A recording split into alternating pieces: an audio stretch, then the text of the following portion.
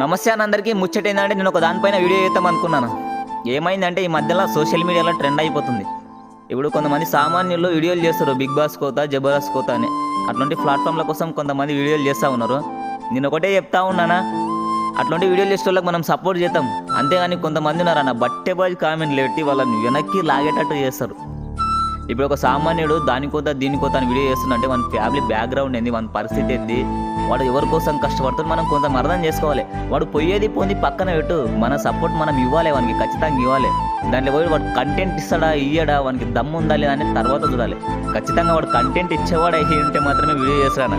అంత దమ్ము లేనిది అందులో పోయి సిగ్గుపడి మాట్లాడకుండా వాళ్ళతో కొట్లాడి ఈరాడి పోరాడి వాడైతే అసలు వీడియో చేయడు. నేనేం చెప్తున్నా అంటే అట్లాంటి వీడియోలు చేసే వాళ్ళకి సపోర్ట్ చేద్దాము, ఖచ్చితంగా సపోర్ట్ చేద్దాము. ఎందుకన్నా బిగ్ బాస్ ప్లాట్ఫామ్ పైసలు ఉన్నాడు, సెలబ్రిటీలే పోయాడన్నా, ఒక సామాన్యుడు పోవద్దా? దానికి సామాన్యుని సొత్తు కాదా ప్లాట్ఫామ్ అది.